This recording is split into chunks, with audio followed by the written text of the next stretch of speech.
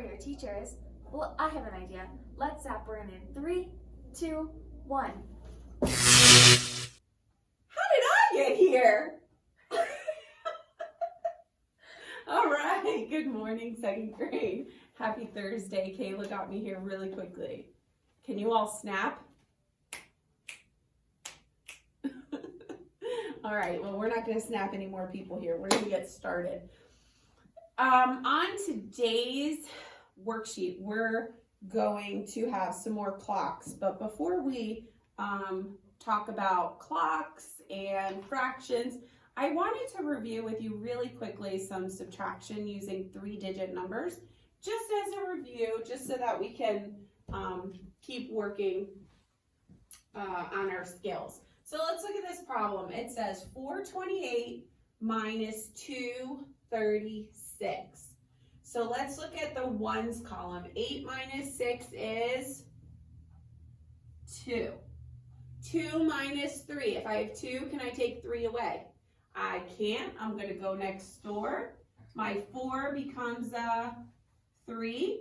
My 2 becomes a 12. 12 minus 3 is, you said 9, you're right. And then 3 minus 2 is 1. Very good. Let's go on to this one. 352 minus 126.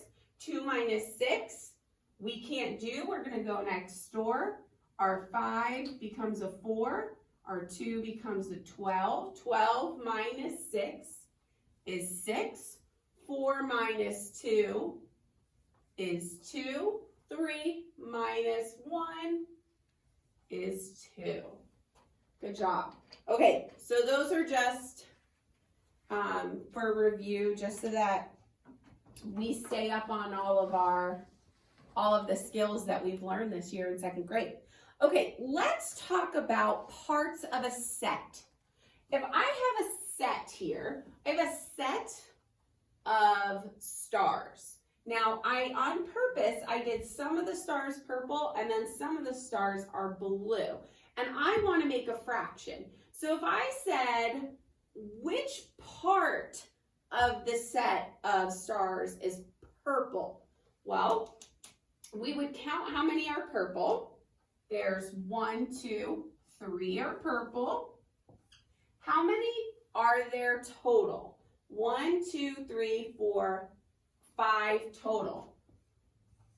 So 3/5 of the set of stars are purple.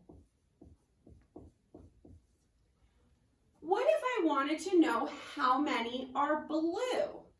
Well, 1, 2 are blue, so that's my numerator. My denominator is going to stay the same. My denominator is 5, so 2/5 of the stars are blue. So when we're talking about a set of something, we just need to look at the set as a whole. Every single one of these is part of a set. So I can group them all together. It's one set. But in that set, there's a different number of blue and purple stars. You can do this with a lot of things. You can do it with money. If I were to give you some coins and I said, how many coins are pennies? Let's say I gave you 4 pennies and 2 dimes. And I said, give me a fraction for how many are pennies. Well, 4 of them are pennies, but you have 6 total, so that would be 4/6. So we're just looking at what we have, and we're going to make fractions using what we have, using the sets that we are making. Okay, let's come over here.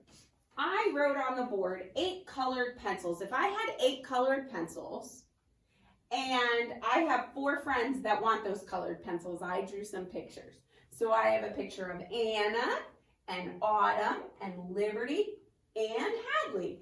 And let's say those 8 colored pencils, they want to split between all of them. How many are they going to get? Well, remember, there's 8 of them. 8 colored pencils. So if we give 1 to Anna, 1 to Autumn, 1 to Liberty, and 1 to Hadley, how many is there? 4.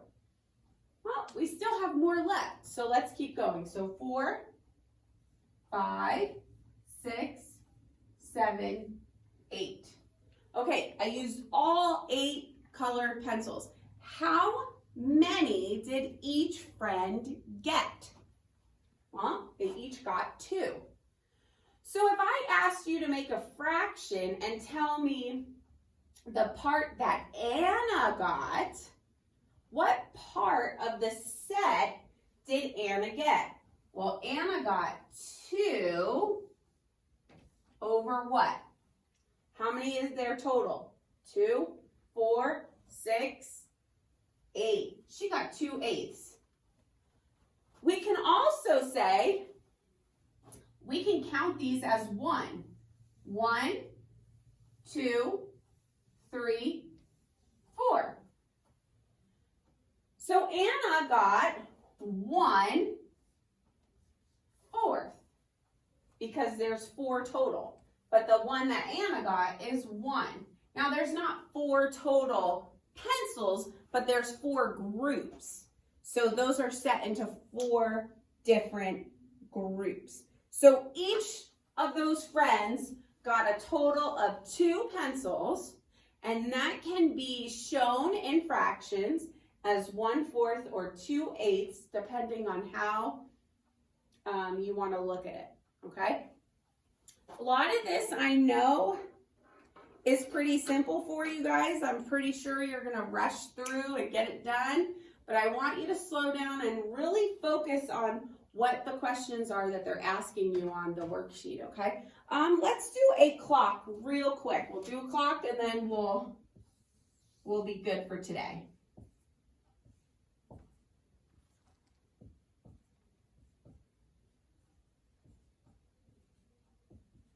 All right. Let's see. Should I trick you? Should I trick you or shouldn't I trick you? That's the question. Let's do this one.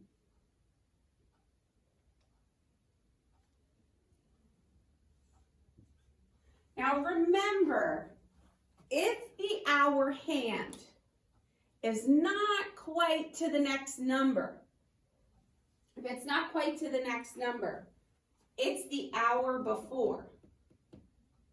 So we're looking at this when your hour hand is moving around the clock, as it gets close to the next hour, it's going to be closer to the number for that next hour. Here's what I mean. If my minute hand was on the 12 and it was 11 o'clock, the hour hand would be on the 11 and the minute hand would be on the 12. But as it gets closer to 12 o'clock, as the minute hand goes around, the hour hand's going to get closer to the number 12. So you have to remember that. So if I'm looking at this, I'm not sure how well you can see it. It's just a little before the 11. So that means it's the hour before, okay? So it's not quite 11, it's 10. And then remember, to figure out our minutes, we count by 5. So 5, 10, 15, 20, 25, 30, 35, 40, 45. So this clock says 10:45. All right, boys and girls, there's lots of things that you can be practicing.